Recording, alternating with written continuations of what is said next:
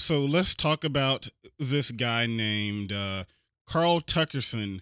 Now, Carl Tuckerson, he does some kind of show on Fox News. You probably heard of him before. Very popular figure. He is the most watched person in America. Yep, that is right. Carl Tuckerson. And he has a new segment. It is extremely stupid. This is a guy that has taken baby steps towards white nationalism, appealing to the Christian nationalist base, appealing to straight up Nazis, not like, the Twitter Nazi that gets thrown out a lot, like actual neo-Nazis, like, the guys that are on those hate sites, a Stormfront, all of those weirdos. Yeah, Tucker Carlson actually appeals to those people quite a bit. But we are going to look at Tucker Carlson now, just kind of say the conclusion, the natural conclusion of their craziness. So let's go ahead and get into it.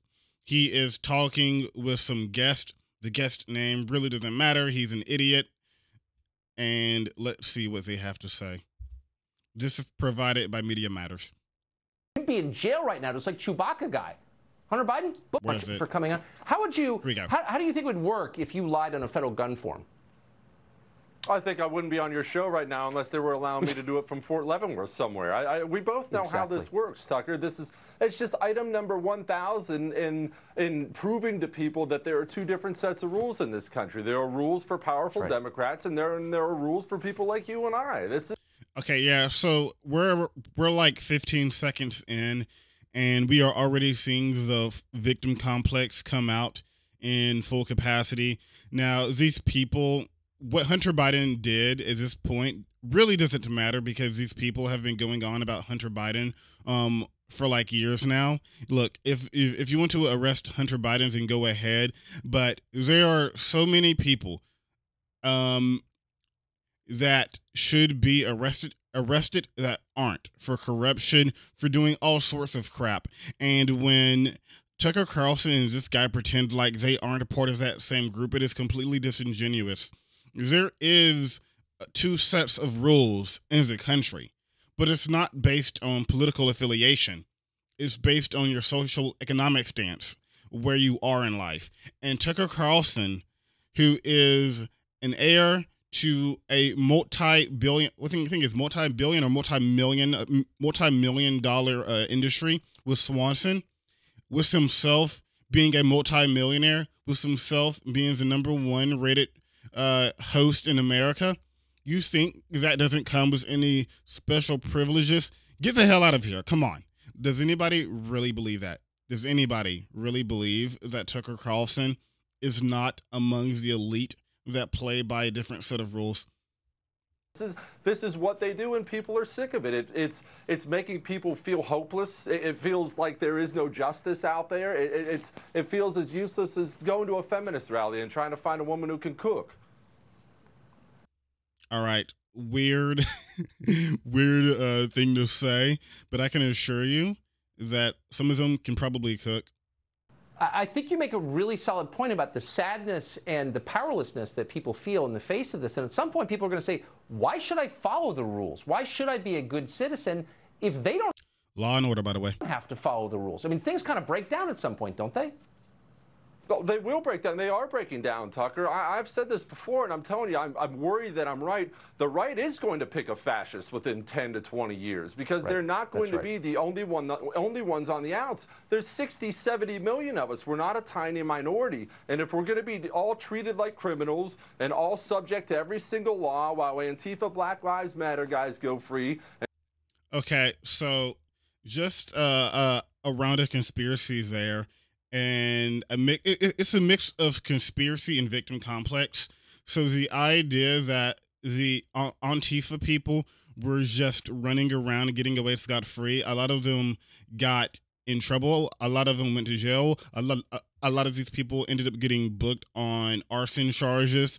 And some of the reasons why these people didn't get caught in capacity like the shrimp rioters did is because during these riots that happened to break out during the BLM protest. Now, once again, around 96% of the BLM protest were not violent. But let's talk about the 4%, 5% that were violent. Now, a lot of the times, what were happening was these police officers weren't really even targeting specifically rioters. They would get in cars, get random people off the street, throw them in the back of the trunk, and pull off. Sometimes the vans that the police were using weren't even marked as police vehicles. They were unmarked vans, and they would just basically kidnap people. And then they realized, oh, yeah, this person wasn't a rioter. And then they had to let them go. And then the right wing wonder why they didn't get all of the rioters the way they should have. But during the Trump insurrection, obviously you could see them all there inside the building, so it was easier to book them right away with HD camera footage. And Hunter Biden goes free, then the... Oh, and also let's talk about the fact that Tucker Carlson openly is like, yeah. The right wing is definitely going to pick a fascist in the 10 years. And not only are they going to pick a fascist, I mean, really, it's not really their fault if you look at it, because they were kind of forced into it, because it's one of these situations that feeds off their narcissism and their inability to really take any responsibility, no matter how much they claim to be the party of personal responsibility. Because even when they pick a fascist, when they do pick a fascist in 10 years, because this guy is probably right. I wouldn't be surprised if they just picked a full-out fascist in the next decade. But as a way they are going to play it off to take the responsibility off themselves is say, look, I didn't want to do it. Look at what you made me do, okay? You made me pick a fascist because you guys couldn't stop having pride parades.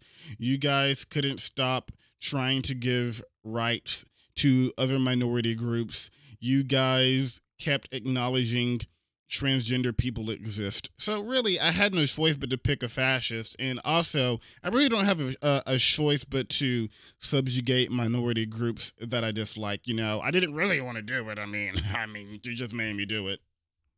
The right's going to take drastic measures. And it's not about Hunter Biden and his drug use. Nobody cares the guy was bumping booger sugar lines off European hookers on the weekend. It's about justice, that he's... Yeah, because this guy would love to do it.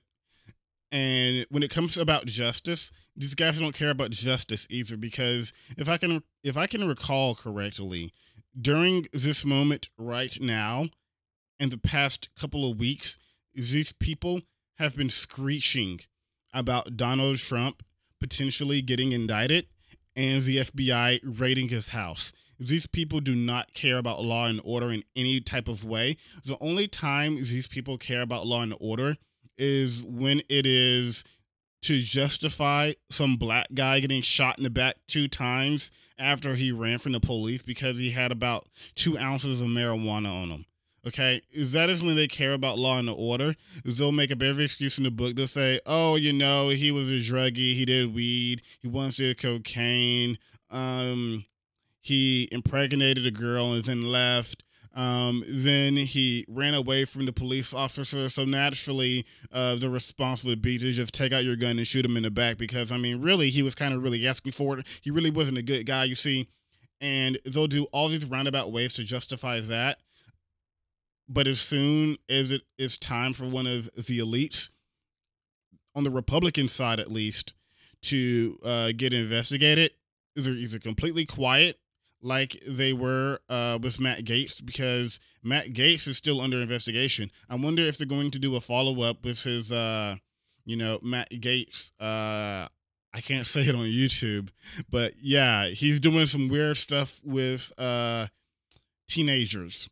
But they screech when it comes to Donald Trump. These people don't care about law and order. I mean, we literally saw some of these people talk about defunding the FBI, and we have had these people go on big tangents about how the FBI is completely disgusting, which led to some of their insane followers, the more insane followers, to target the FBI building in Cincinnati. And then you had a case the other day where some idiot tried to jump over the fence in another another FBI building. I forgot where it was at. I believe it was Arizona. He jumped over the fence to throw rocks at it. It's just an absolute joke.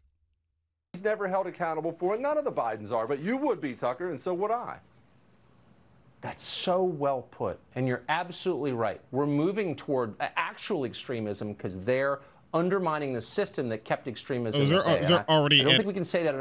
They're already at extreme.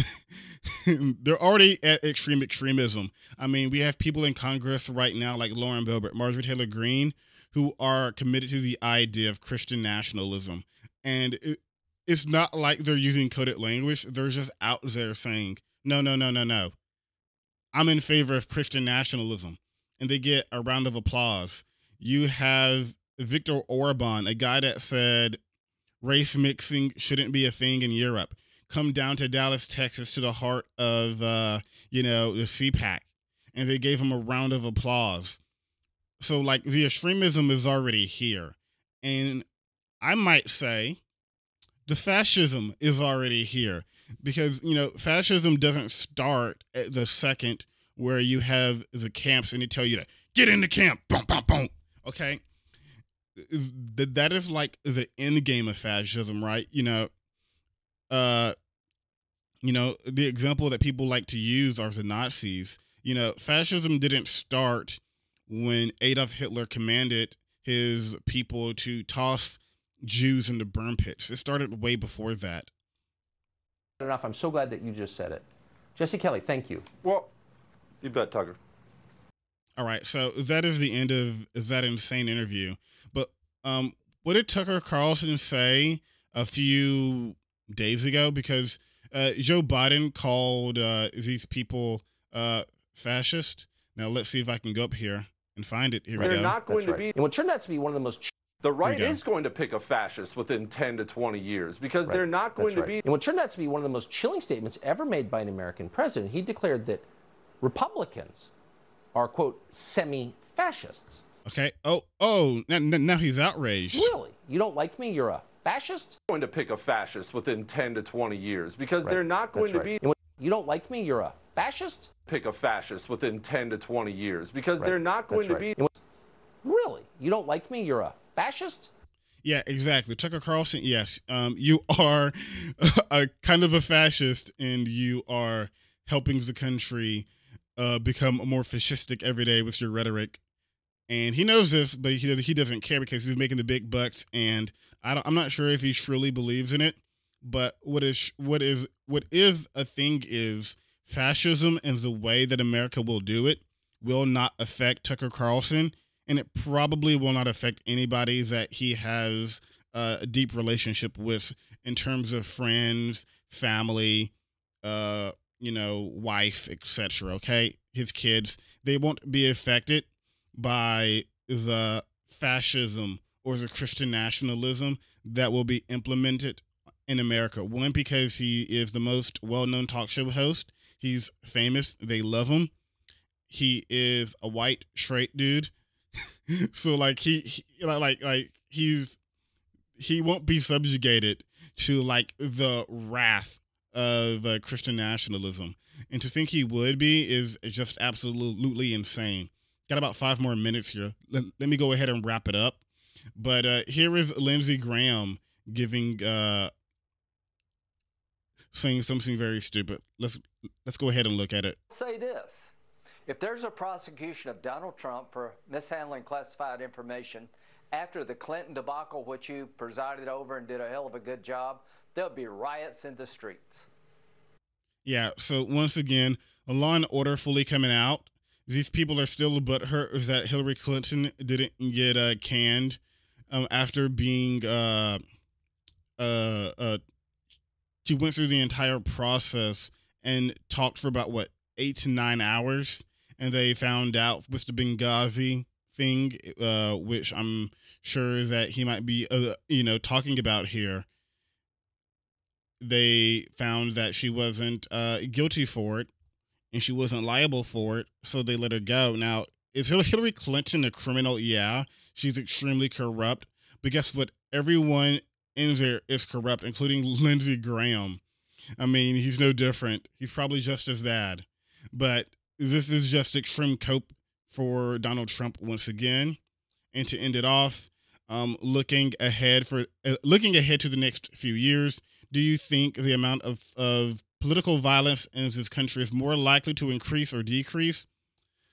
Most people say it will increase overall. Biden voters agree that it will increase a lot. Democrats agree that it will increase a lot. Independents think it will increase a lot. Republicans think it will increase very much a lot, and Trump voters think very much a lot too. So basically, everybody is like, yeah, at least to some extent, we are going to see a lot more political violence. Almost nobody thinks that it's going to decrease, and for good reason too.